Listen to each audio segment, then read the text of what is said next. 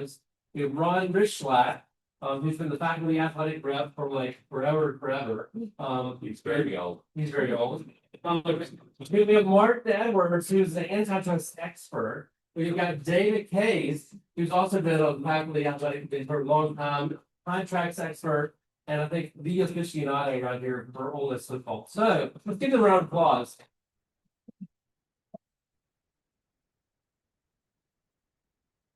Okay, so to start our conversation off, I want to go back to December 2024.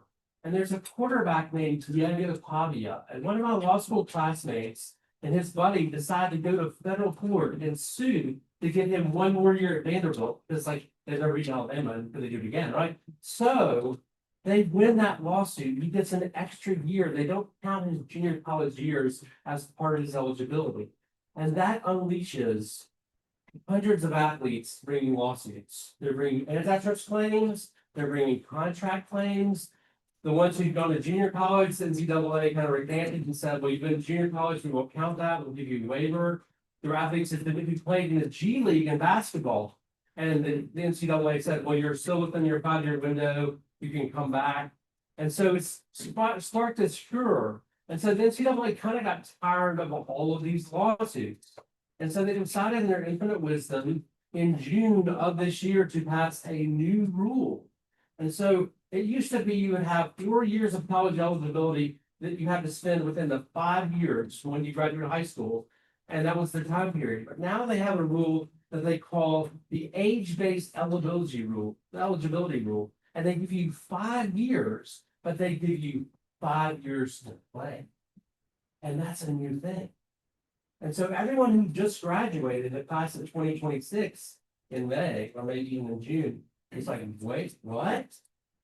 And this is the class you remember that had to wait in line because they graduated high school in 2022, and all the people who were playing at the time got an extra year for COVID.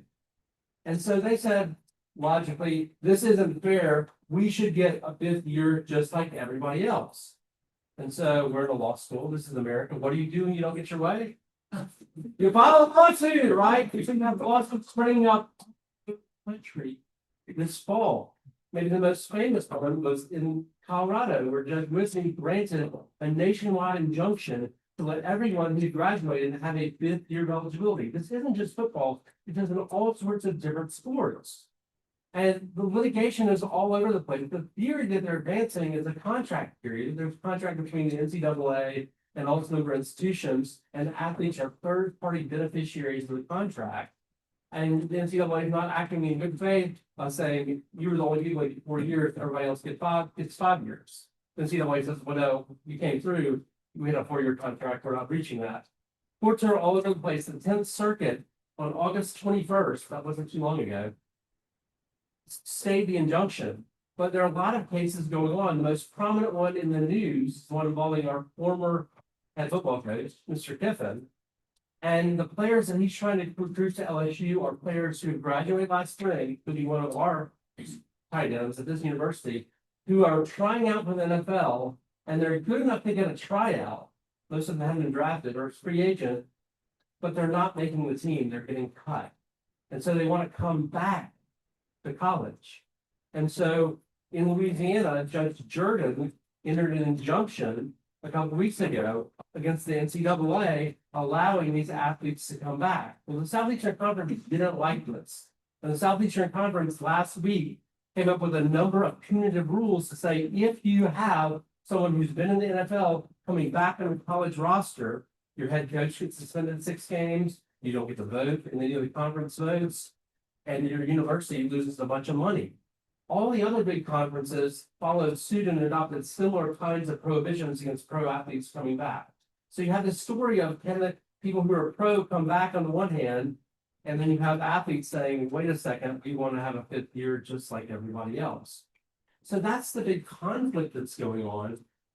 This isn't unprecedented. You had Brenton Sorsby, who got in trouble in Indiana. He didn't get to play, so he just bet on thousands and thousands of games, including Indiana games. And when you bet on games, it threatens the integrity of the game in theory, so the NCAA suspended him. He sued in the spring. A Texas judge said, no, I'm going to join the NCAA. You can play. And Texas Tech's opponents in football this fall said, we're not gonna play you if he's on your team.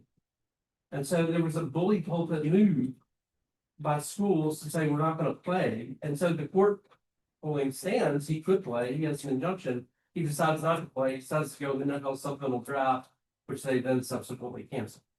So I think that the athletes that we're talking about now, it's not an integrity of the game issue, but I think there's a really interesting question in terms of how this ought to play out and to what extent the court's injunction will hold. So tomorrow, yes, tomorrow, you're doing this in real time, there's a hearing to decide whether the temporary restraining order becomes a preliminary injunction. And all the law students in the room know what's the standard, what do you have to show? You have to show likelihood of success on the merits. You could show that the NCAA or now the SEC is a defendant too, has breached the contract. And then second, there's irreparable harm. So that's the standard. I would think the judge would probably uphold what he's done before, but it's going to raise some really interesting questions going into the weekend. Do these players play? Do they not? Does Clemson show up? Does the SEC punish? Like, and to what extent is this, going to happen or not happen? So everybody's sort of watching with bated breath. But I think before we get into all that, I think you have to understand the broader context of where we're coming from. And I realize most people in the room, especially law students, think like football started in like 2021 or 2022 and Georgia won national championship. But there's a whole history before that of the student athlete, of the Camelot, of what people love first about the sport. And so who better to lead us off in talking about that than Professor K. All right, then. I think the only reason that Will wanted me to be on this panel is because I'm not the oldest person at the table, but I am very old. And for the first 40 years of my life, my father was a college football coach. So he coached at Ole Miss for 6 years. David Wells was on the staff back then. And he also coached at a number of other universities that I don't want to talk about. But I grew up around college football players when I was a kid, when I was in college, and so back then, because the incentive was scholarship, it was a full ride to college. And so a lot of the motivation for, football players to, want to play in college was that college scholarship, that full ride. It was, for a lot of them, the only way they could make college work. And so a lot of them worked hard to get there without any expectation that they would be professionals, that there were always the superstars that were striving in that direction, but the rank and file of college football players, it was the education and it was the scholarship and the fact that it was a way to get something that they wouldn't have been able to get that would transform their lives. And so I was close friends with players that never saw a field. And that was fine with them because they were going to class and getting the education that they wanted and preparing for the career that they knew that they needed to have post college. And so in terms of compensation, they weren't necessarily dissatisfied with the compensation. I guess because I was a broke college student, like they were broke college students, it was just considered normal, and the fact that they were surrounded by college students that had means and were able to pay for things that a broke college student couldn't. It seemed so normal that you just didn't worry too much about it.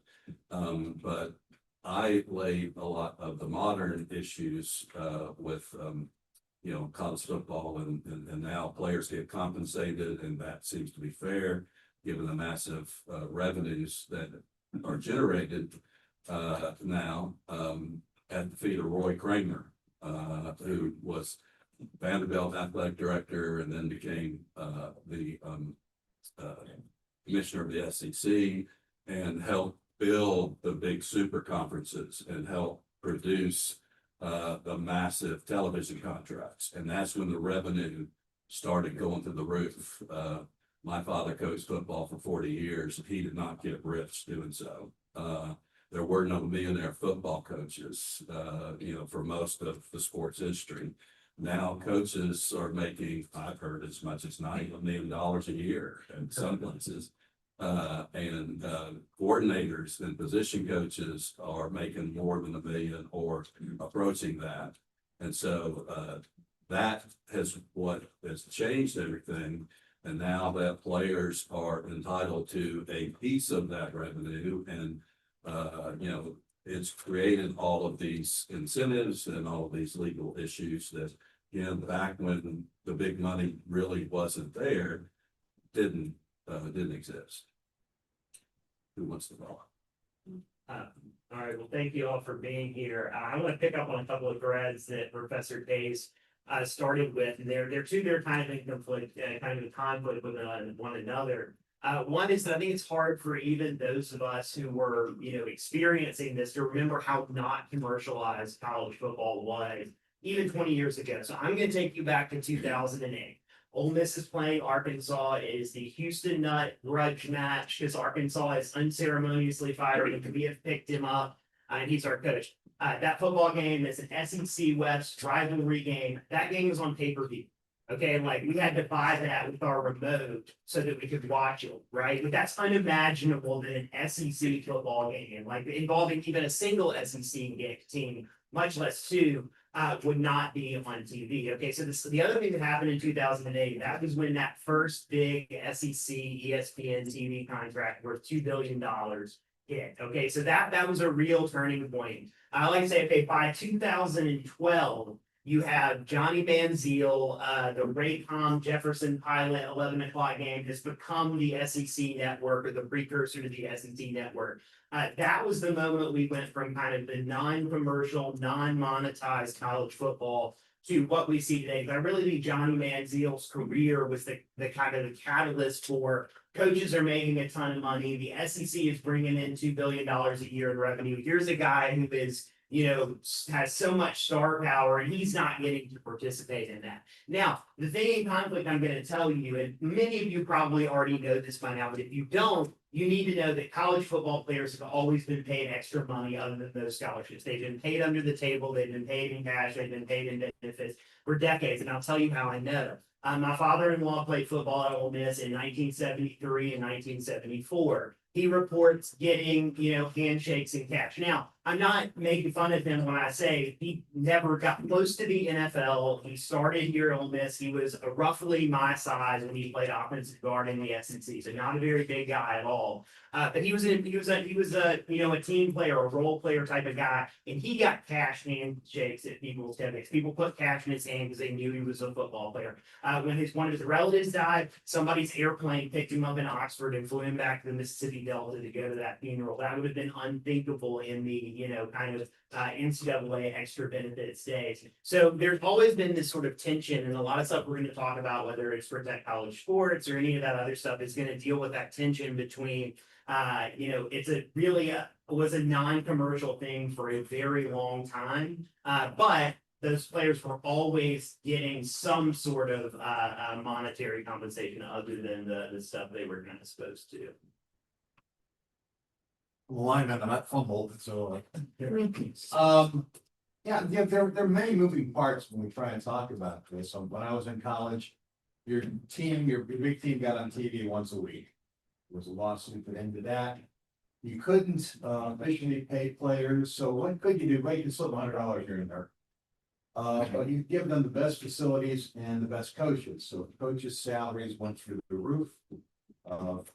Construction facilities went that's how you try. Instead of being able to pay money, you say, here's what we can offer you. For a while there were dorms that were similar to that, and then the NCAA cracked down on the dorms. But as things and then another thing that often gets overlooked was the development of the ability to record television, record movies. What is that? How does that factor in? Once upon a time, if you wanted to catch Seinfeld or whatever the movie was on the week, you had to watch it live then. Then we got ability to record TV shows and movies, and anybody could record a TV show or movie and fast forward through the commercials. Nobody wants to do that with sports.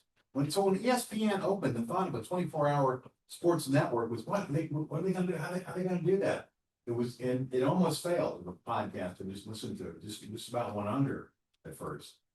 But when suddenly the advertisers realized everybody watches sports live, those commercials are very valuable as opposed to TV and movies on TV. People fast forward through, the tremendous shift came that made live sports so much more valuable. And that was a huge benefit to college sports, pro sports, all the way around. So those factors came in here, and colleges, yeah, football and most schools, not so much here, most schools, men's basketball brings in money.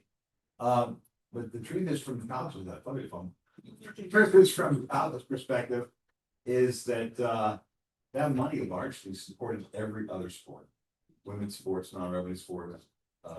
Money, it was not like the university was banking that money. They were supporting these other sports, which are now looking for other revenue sources. That there's a struggle within athletics to try to cover the other sports. In Arkansas briefly dropped tennis. They brought it back. Other schools are looking at that, but trying to, if you're going to take money that used to support these other sports and now give it back to the players, you got to find revenue elsewhere to cover that. And so I was just taking from the standpoint, like David, my dad coached football. That was when he coached in high school. And so I grew up on a football field catching a ball. Not humbling it. But I saw it from a different standpoint, college football. I saw it from the player's standpoint of this is where I actually can come to succeed. I made it. You know, I played college ball. I played high school ball, and I get to go to college and continue that career.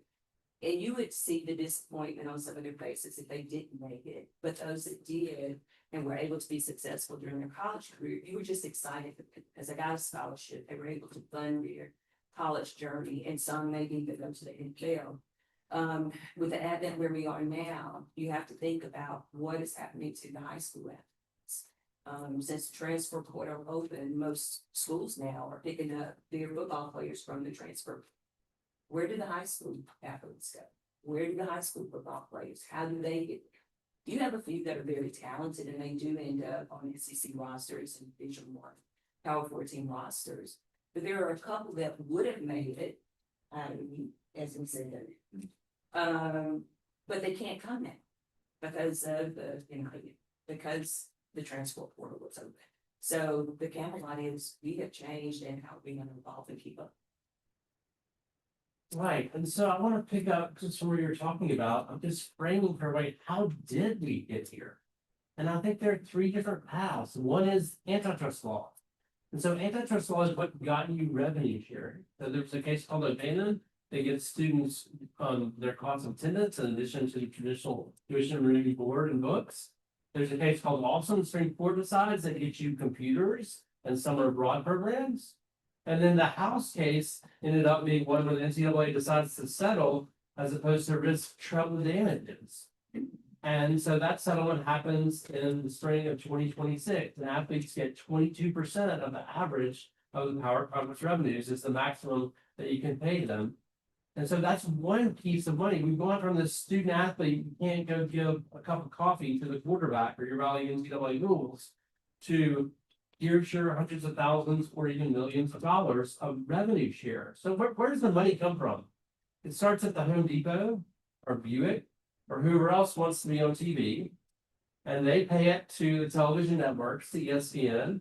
ESPN takes their cut and they turn around and pay it to the SEC, and the SEC turns around and pays it to Ole Miss, and then the money at Ole Miss, then now some of it's going to the athletes, and traditionally we go to support the other sports as well. That's where the money's flowing. But there's a whole different pile of money, and this goes to what Professor Edwards was talking about cash handshakes, which is all the boosters. So for years and years and years, let's keep the boosters out of college football. How do the boosters get in?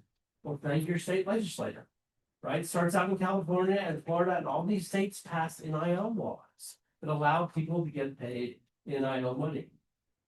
And so that has been really the way in which you would get a competitive advantage even today. So Alabama gets throttled by Indiana. Is that an upset? No, Indiana's team costs $34 million. Alabama's team costs 20. Right, so the NIL money is what's driving the separation between the teams because the revenue share is going to be the same across the board. Then the other piece that I think is huge is the transfer portal. So the NCAA tried to stop the transfer portal and say you only got one transfer, then you transfer again, and then you got to sit out a year.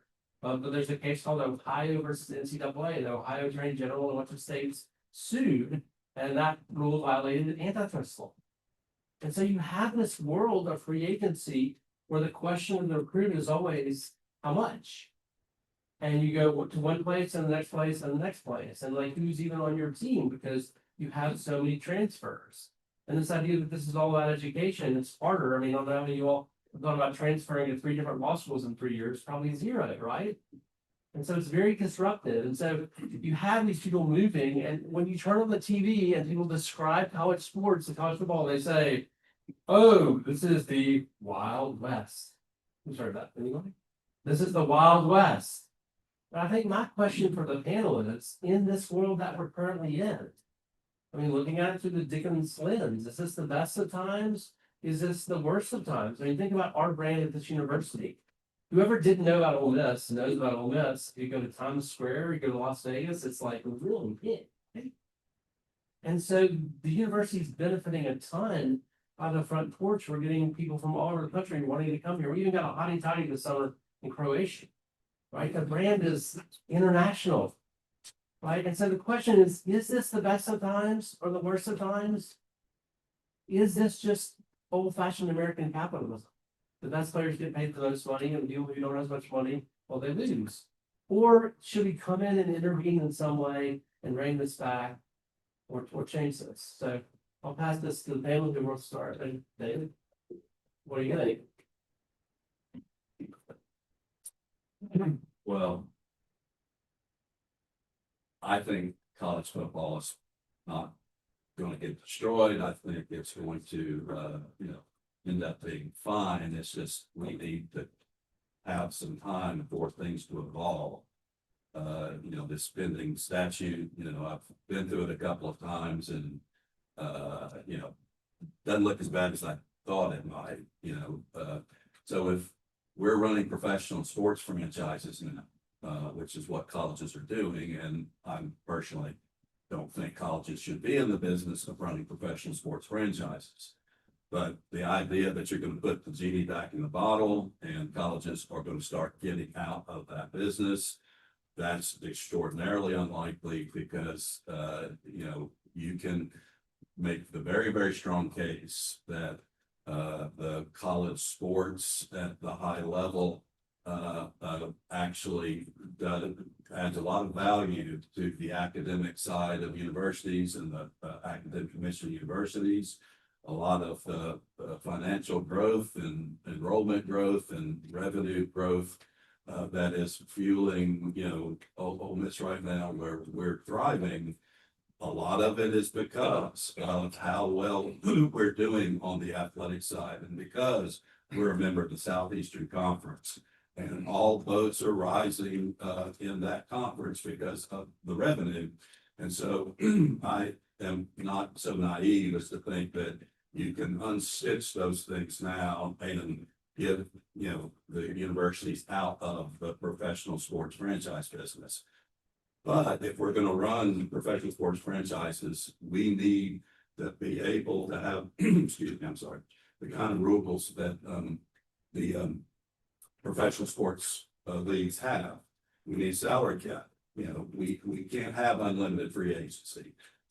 It's too disruptive. And so we need to have some rules that are going to calm the churn down so that, everybody knows where the boundaries are, where the gaps are, what you can do and what you cannot exceed so that we can all start playing by the same rules. Because like, Ann was saying a minute ago, my father coached high school too. He also coached Division II. He coached Division III. He coached, in the SEC and the ACC for 25 years, but he coached in a lot of small places along the way and what's happening to those folks. You know, I'd like the opportunity to be there, you know, fair, balanced playing field so that everybody has a chance to thrive, not just the wealthiest of the institutions. And so we need some rational rules that, you know, and I'm gonna list some bad examples because they're all having labor dispute problems with respect to the collective bargaining. But baseball, you know, NFL, basketball, you know, we need some kind of collective bargaining. We need some kind of, you know, caps and limits so that everybody has to play by that same rule. And no one can, I mean, I'm all for Alabama beating the crap out of getting beat Indiana. And if Indiana's doing it by spending them to death, you know, part of me says, yay. But I don't think that should be the reason that one team can bludgeon the other one into submission. You know, there needs to be some, you know, uniformity so that the playing field is more level. And then what happens is, you know, the best athletes are winning again. Yeah, so anyway, I hope that the evolution that's going to, you know, kind of right the ship comes sooner rather than later. But we've got to have it, and I feel pretty confident that we're gonna get it. So, you know, I'm the antitrust Olympics guy, so I'll try to pick up on a little bit of what Professor Case was saying about coming up with rules and coming up with, you know, a level playing. It doesn't necessarily have to be a level one, but some sort of rules. Every sports league throughout history that has been successful has had to solve essentially the same problem, and that is the distribution of talent across rosters. If you go back to 1920, the owners of the nation NFL got together in one of those car dealership, and they said, we have to stop poaching each other's players, right? Like paying you, you know, $10 more to come play for us next Sunday. We have to stop bringing in ringers from the best college football teams to play on Sunday. After they play on Saturday, to go back to college and play again on Saturday. We've got to be able to control the way the rosters work. And so even though all the different sports leagues have different ways, so the Major League Baseball does not have a salary cap. They can pay as much as they want to. They have a luxury tax, but that's it. NFL has a salary cap, NBA has a cap and a floor. So it doesn't really matter how you do it. You have to have some way to control the talent across teams. Otherwise, what you end up with is the sports league sort of eating itself, because what people want to see, what's bringing all the eyeballs to the TV is the big SEC matchup every week. Alabama versus LSU. Hopefully Ole Miss versus LSU. Hopefully even that Ole Miss versus Arkansas game is bringing eyeballs, because it's going to be a good football game between two teams that have rosters that are competitive with one another. And so I think what you're going to have to do is, as every other sports league has done in its history, is find a set of rules and institutions to control the distribution of talent across the rosters. Now, this is where I'm going to give you my antitrust hot take, right? I'm the antitrust guy. I'm giving you the antitrust hot take. I think the antitrust laws, the risk of those treble damages, the risk of these antitrust lawsuits in court all over the country is impeding the ability of the stakeholders, whether that's the universities, the athletic departments, the TV, the conferences, and even the players themselves, is impeding their ability to make rules that would make the sport healthier in the long run. And what that means is that all players as a class will end up making more money and getting more benefits in the future if we have rules. NFL players do great. And again, I'm not worried about NIL getting out. And from the NFL, you know, you hear every week, this guy's the highest paid offensive tackle, until next week when the next guy's the highest paid offensive tackle. We're going to have plenty of money to pay these guys. What we need to do is have control over players in the roster. I'll say one more thing that I think is happening sort of in the shadow of antitrust law. You're starting to see NIL and revenue share contracts that are longer than 1 year. Okay, so you can enter the transfer portal, but if you do, you're breaching a contract. Darian Mensah had to pay a big buyout to Duke, my law school alma mater, over leaving for Miami. And look, if Miami wants to pay that, that's fine. That's just an economic transaction. And you're starting to see, these sort of, institutions arise where, teams are pushing back, whether it's the Sorsby case or something else, and using other tools, to sort of create a framework. And I think that antitrust, if it will stay out of the way, you will see more generation and trial and error with these institutions for the lead is more of a stable equilibrium. So that's sort of my take. How does antitrust law stay out of the way? I don't know. Well, Protect College Sports Act's gonna give us an exemption, right? So we're like, hey. Yeah, that goes back. I think it's fine. Yes. For all the likelihood that. I mean, one from Professor Barry saying, free market, this is good, it's where we should be. Professor K saying we gotta have controls, we gotta limit it. I mean, that's sort of at the two extremes there. And I've thought I'm actually reading a book right now. It's kind of a 1942 book about Lou Gehrig. Lou Gehrig, famous baseball player, played professionally one summer. By the way, he got like $10 for playing a few games. And technically he was ineligible. He talked to his athletic director. The athletic director called the other athletic directors they were playing, not even limited to conferences, called them all. And they said, yeah, it's okay, we'll let them play. I wonder if we could have the SEC rules and the Big Ten rules and other conferences. We already have divisions. I mean, D3 doesn't have athletic scholarships, and they don't get. And do we have to have a national standard for everybody? We're gonna have playoffs here. It's gonna be a playoff. I get that, but are the playoffs worth the trade-off to all these things? The current president at Georgia used to be a faculty athletic. When I started with faculty athletic, most of the other guys don't know that great things. No story right there. He's faculty athletics rep at Ole Miss, Ron. Thank you. It's a higher call. And you're the secretary. But I wonder whether he thought, my question will be good. He said he thinks we make as much money, maybe more, if we just did SEC stuff. He said SEC playoff, SEC games, and have our rules for us.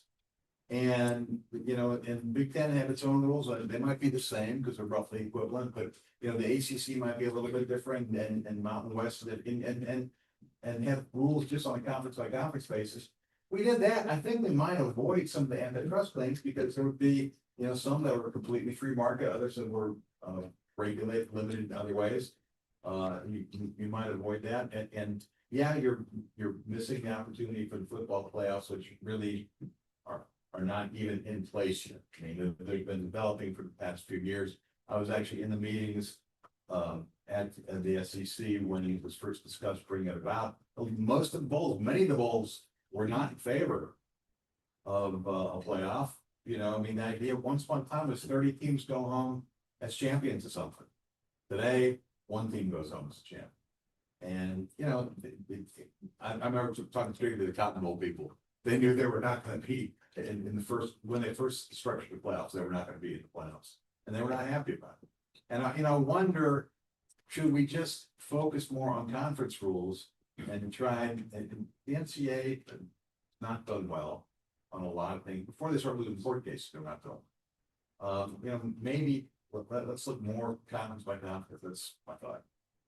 And going back to something Professor Kay said, we can't put the toothpaste back in the tube. Well, by the time the House settlement came around, the toothpaste was out all over the top of the kitchen counter.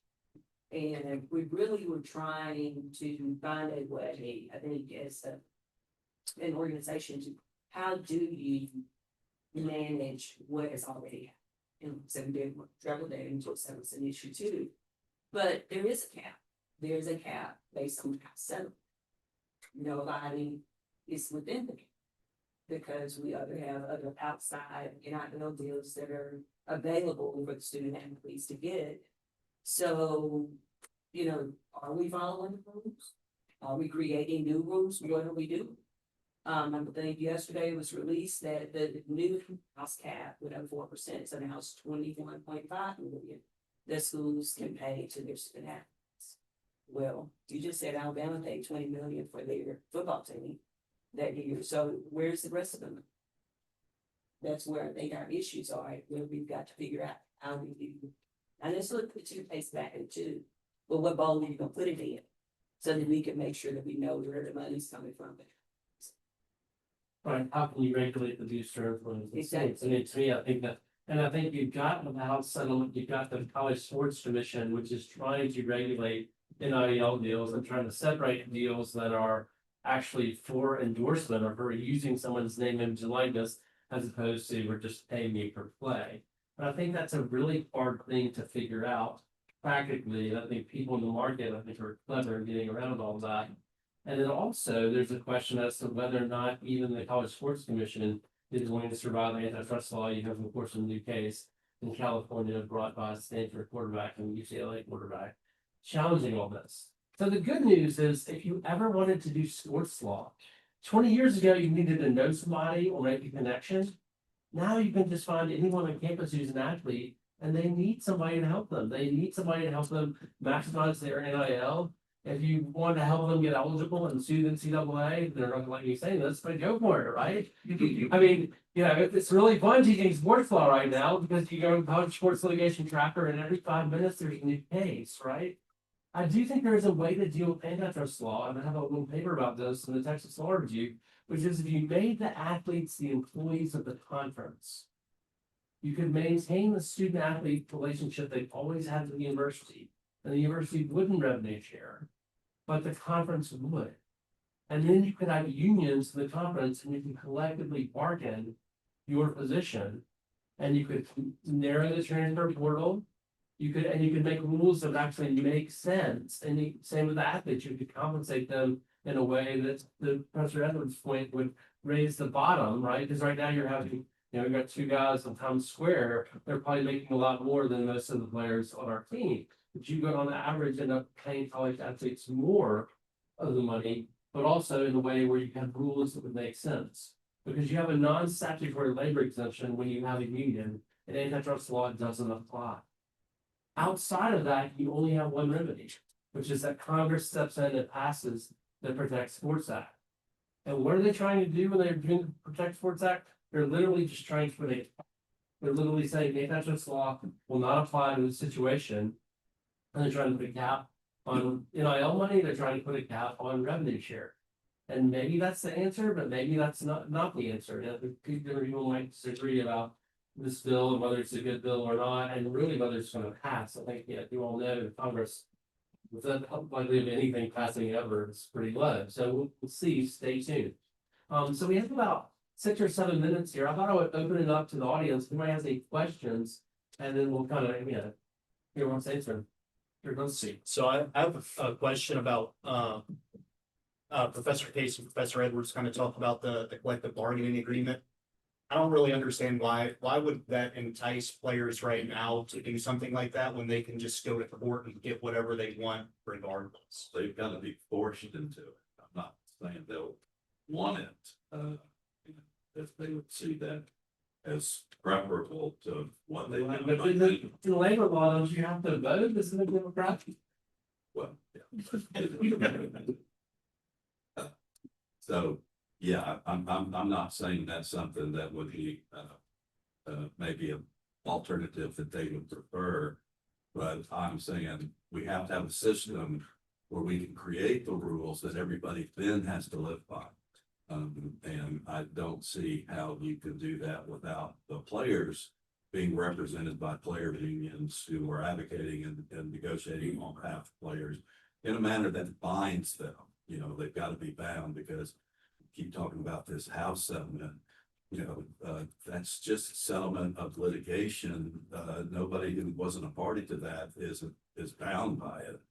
And so I'm looking for a system like they have in the professional sports leagues where we create rules and you're all bound by them. Why? Because we went through the processes to get to that, and everybody has to live with the processes. So I think it's a great question. I think it hits on the exact problem, which is right now, as we sit at this moment, there is absolutely no incentive for the players to give up anything, even if there's a promise of something greater, especially if today a player who's a junior is giving up something that's going to benefit a guy who's a freshman in high school right now. I think you're hitting on the exact point. Now, what's happening now is going to work until it doesn't. Okay, so we don't know what's gonna happen on Thursday in Louisiana State Board. We don't know what's gonna happen in response to it. But we never thought that a school would go after a player for transferring or leaving until the Mensa thing happened, until Damon Williams had to stay at Washington because the Big Ten buried his team. So it's gonna work until it doesn't. And then my thought is like, when it doesn't, what's gonna happen? What can happen? And at that point, that's when you look to, hey, listen, in the NFL, right? Guys make a ton of money. I mean, absolutely an extraordinary amount of money up and down. Even the league minimum is a ton of money by like most American standards, right? And they have incredibly tight control. You're drafted as a rookie, you belong to a team for 4 years, right? That's your deal. You have a rookie contract 4 with an option for 5. I mean, college football only lasts 5 years. Like once you pick a school, we could say, hey, they control your contract for 5 years. I don't think it's going to turn out that way. But like I said, I mean, this is an incentive problem. It is, a classic economic problem where the individual incentive is to go and get whatever I can now, and you're going to deplete that common pool of goodwill, right, that we need for the future for other stakeholders and for future stakeholders. So it's going to work till it doesn't. It's going to work until somebody knows the SEC going to bury its teeth on the LSU thing, the Big Ten bear their teeth on the Damon Williams thing, and so we'll see. But you're absolutely right about what the problem is now. Right, well, then there are a couple other things too. Dartmouth was able to successfully form a union. Northwestern was trying to, the Republicans, I think, are anti-union historically, and so, I think that's the other piece too. But if everyone kind of got together and said, oh, this is really the answer, let's have athletes unionize and we can do this, then you might have the rhetorical push to try to encourage them and invite them into that. But I think your question is right on, which is what's the incentive for them to do that in the current marketplace? Maybe not much. I also think real quickly, a lot of people think, well, we get a union, we'll get things under control, we can collect bargaining with things under control. No, the athletes will push for more than they're currently getting. So, I mean, it's not like that will be a cap.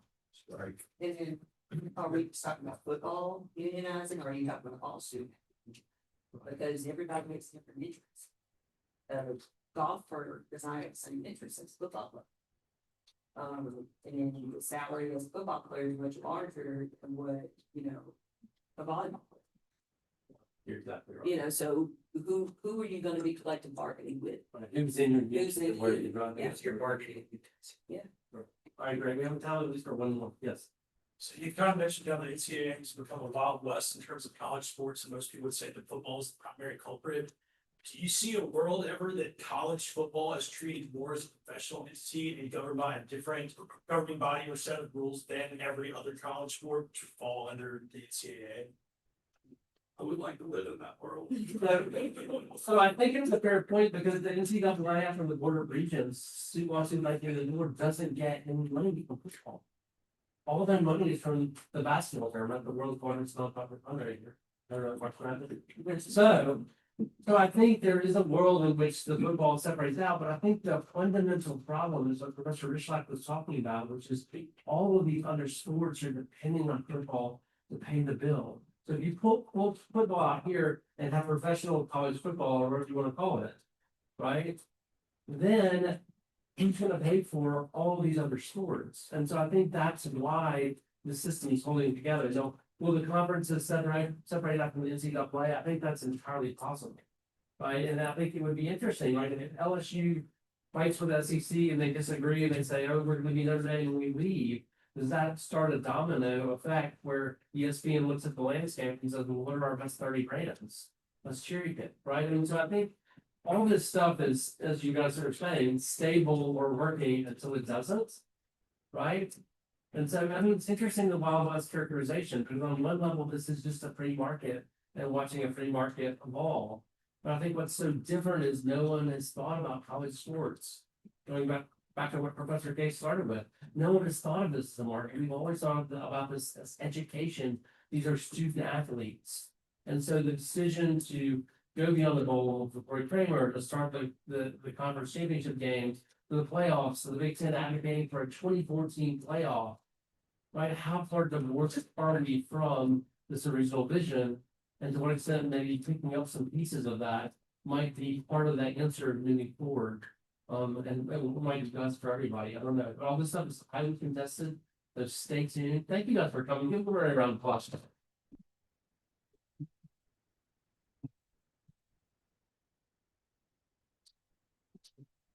We love sports law at this law school, dating back to Professor Rychlak, getting the Mississippi Law Journal to publish an endowment report many years ago. You'll have many more of these kinds of conversations, so stay tuned, but thank you all so much for coming, great.